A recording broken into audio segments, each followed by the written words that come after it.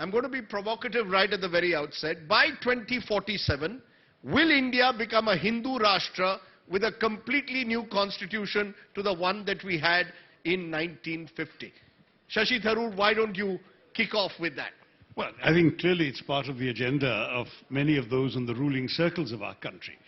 The truth is that the constitution we have established a certain idea of India, which is what we always refer to, one in which all citizens are equal, whatever your color, your religion, your caste, your creed, where you were born, what language you speak. If you're a citizen of India, your rights were equal. If you belong to a religion other than that professed by the majority, you could nonetheless profess your own religion and propagate it. All of this is provided for in the Constitution. And as you know, this Constitution was rejected and decried by those today we would call of the Hindutva persuasion.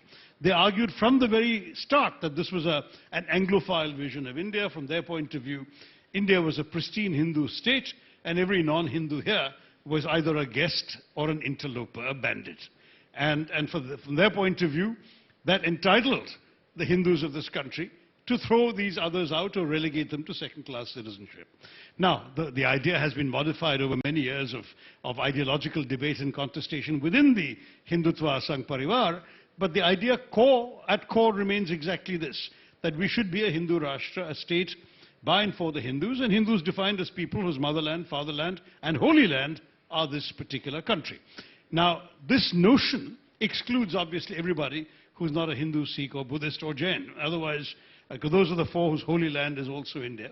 For everyone else, you are going to live here on sufferance and on the terms that will be decreed by the Hindutva leaders. So when they say things like, well, we don't mind if you want to worship towards Mecca, but you better declare yourself to be a Hindu Mohammedan or a Hindu Christian, that already is a transformation that others are going to find difficult to accept. So to my mind, that's the direction in which the country is heading. But you ask, will there be a new constitution? I think that's easier said than done. I don't think it's going to be that easy to rewrite a constitution, the very constitution by which everyone in the government today has sworn an oath and which is upheld, whose basic structure has been upheld by successive Supreme Courts. But what the government has been able to do is, frankly, ignore some of these provisions of the Constitution, as when the Prime Minister goes off and conducts a Bhumi Puja at Ayodhya, or when he indeed does a consecration of the laying of the first markers for the new Parliament building.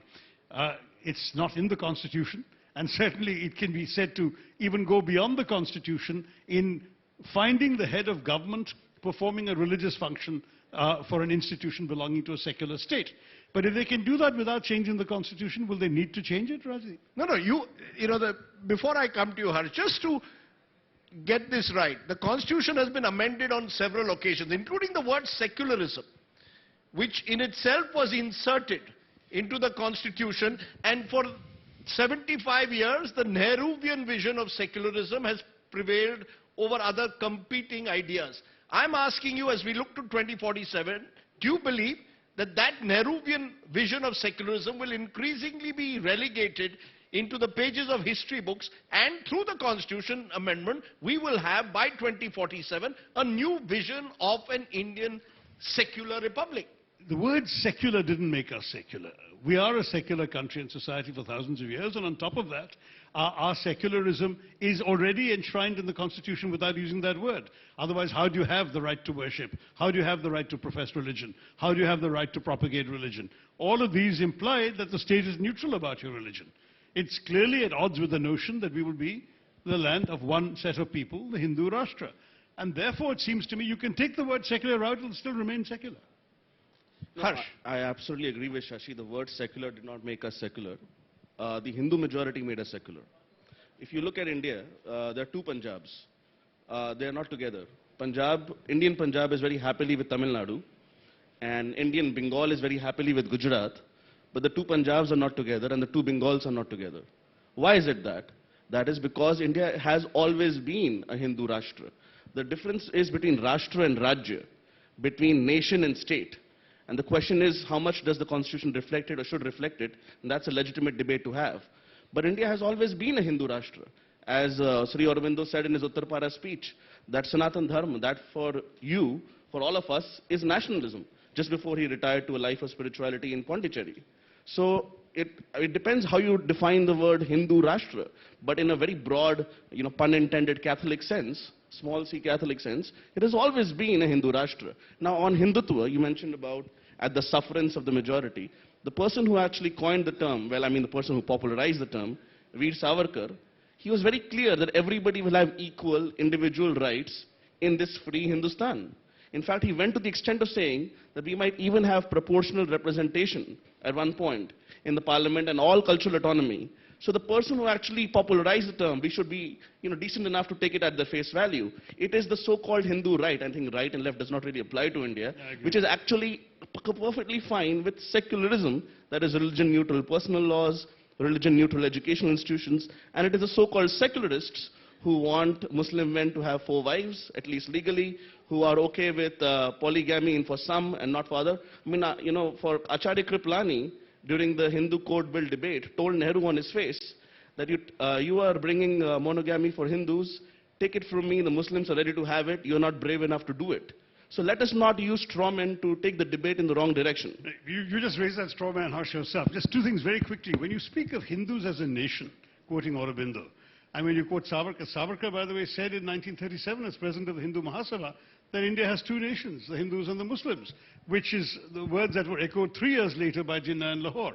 So the fact is that this notion of nationhood is an exclusive one. It excludes those who do not subscribe to the notion of a Hindu identity. Was Savarkar not proven correct by partition? I mean, let us ask that honestly. Well, I think... Again, Lahore is not in India. My grandmother was born there. My wife's grandmother grew up in Bangladesh. That's not part of India last I checked. It is a reality, it's a lived reality, that those parts of the Indian subcontinent where Hindu majority stopped are no longer India. Perry Anderson, an academic, once attacked Nehru from the left, said wherever the Hindu majority stops, AFSPA begins. And Indian secularism is nothing but a version of Hindu confessionalism. He was attacking Nehru from the left, saying that Nehru was a crypto-Hindutva figure. So it really, and remember, Indian Union Muslim League, All India Muslim League, very much saw Nehru and Gandhi as Hindu figures.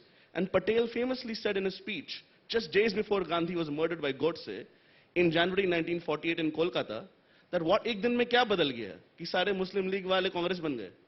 Congress was the large church, again pun not intended, Hindu party. Big tent. It was the big tent Hindu party.